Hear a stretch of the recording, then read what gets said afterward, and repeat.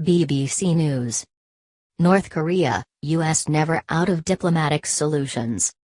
U.S. Defense Secretary James Mattis has said the U.S. is never out of diplomatic solutions in dealing with North Korea. It comes after President Donald Trump tweeted that talking is not the answer to the country's military ambitions. Russia has also warned the U.S. against taking military action, saying it would be fraught with unpredictable consequences. North Korea caused alarm by firing a missile over Japan on Tuesday.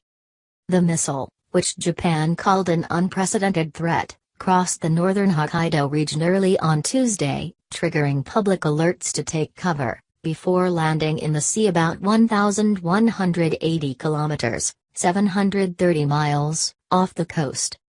North Korea later said it was the first step of wider military operations in the Pacific, and repeated its threats to the U.S. Pacific island of Guam.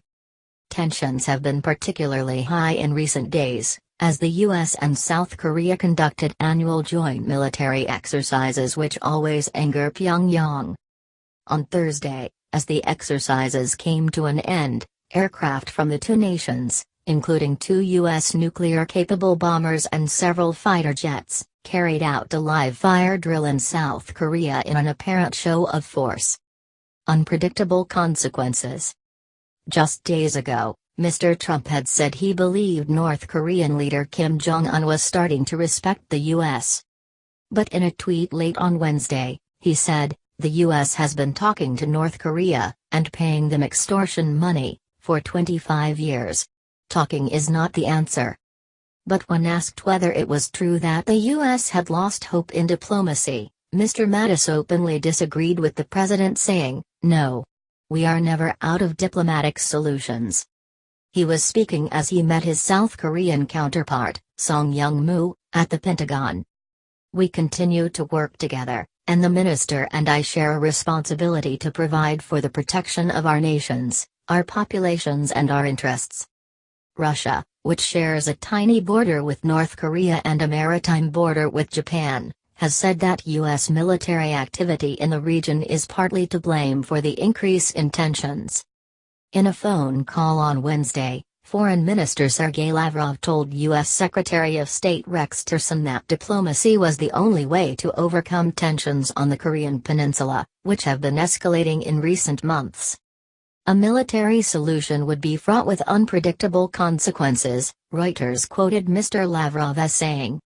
He also said any further strengthening of sanctions against North Korea by the UN would be counterproductive. Meeting on Tuesday, the UN Security Council had unanimously condemned the launch and again demanded North Korea cease all missile testing. But it did not push for new sanctions. Speaking in Geneva at a UN conference on disarmament, North Korean diplomat Ju Yong-kil insisted the North would not be stifled and will not hesitate to take further tougher countermeasures. He said Pyongyang strongly rejected the fabricated stories that it was to blame for the tensions of the Korean peninsula. North Korea's missile program. North Korea has been working on its missile program for decades, with weapons based on the Soviet-developed Scud. It has conducted short and medium-range tests on many occasions, sometimes to mark domestic events or at times of regional tension. In recent months the pace of testing has increased. Experts say North Korea appears to be making significant advances towards its goal of building a reliable long-range nuclear-capable weapon. In July, North Korea launched two missiles which it said were intercontinental ballistic missiles, ICBMs, capable of hitting the U.S. Experts believe they put parts of the U.S. in range. There is no consensus on how close North Korea is to miniaturizing a nuclear warhead to put on a missile. Have North Korea's missile tests paid off?